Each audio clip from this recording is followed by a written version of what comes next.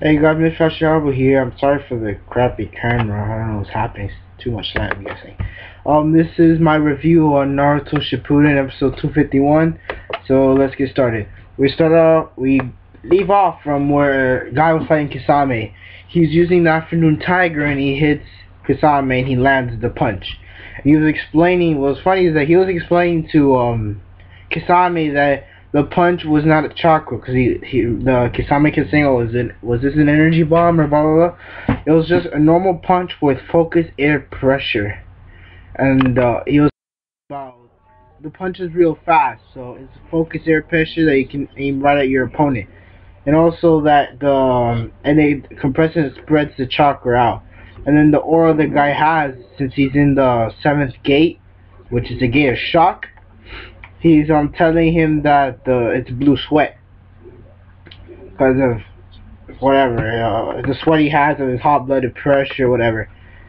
So they go and they put him in the Yamato forms a little thing. You know how they do in the middle in the old ages that they'll put the person that's about to die in this thing and it'll close their hand and their head and then they'll chop off their head. It was like that. So, because he was knocked out, because guy told Kisame not to move, and he punches him because he moved. He twitched, he moved his thumb, and bam! And the instant guy knocked him out. And then they got me intel. One of the ninjas was getting the intel from him. I'm sorry, guys, I do not know his name by memory. I kind of forgot it. And he was doing the same way as Ino's father did, that he will go into their mind and just grab the intel by putting their hand to their brain. So that we go back to one of the missions that Kisame had, and it's showing that the old seventh swordsman, the wielder of the Samahale, he's telling him like, oh, you have to kill your comrades or whatever, like protect them, but you have to protect the information. So do whatever you can to protect the information, because that's the most important part. So he kills all his comrades, and then he goes to that same person, one of the seven swordsmen, and he kills him to attain Samahale. So then we see the fourth Mizukage, and he's telling me, oh, you can work for me, blah blah blah, because I know you can kill people. And guess who was manipulating him the whole time?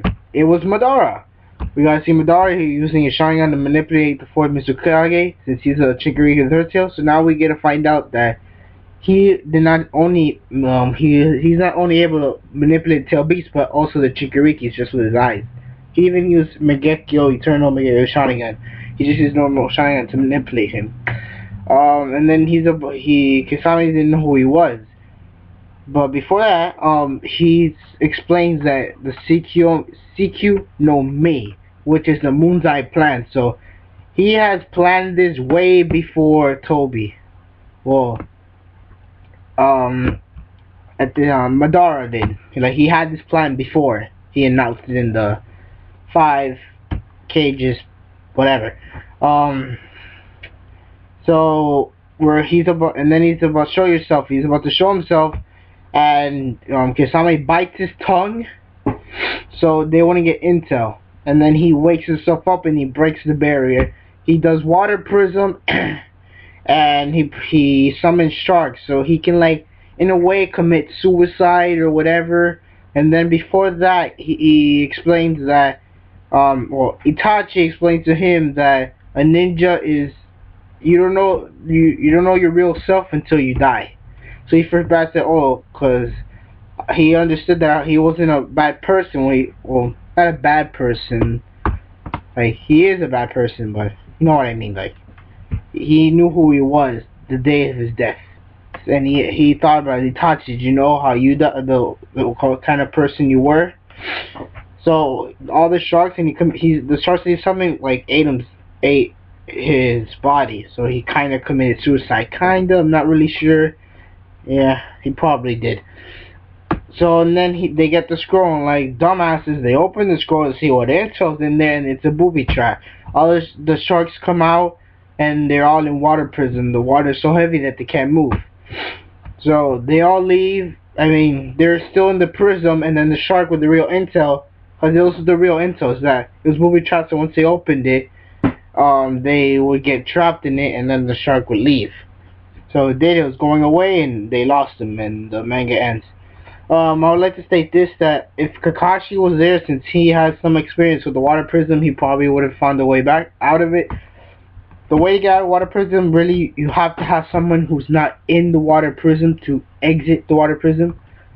Maybe somehow they could have helped him if he knew what was happening. You know, anything. Alright guys, this is Mr. Fasciabo signing off.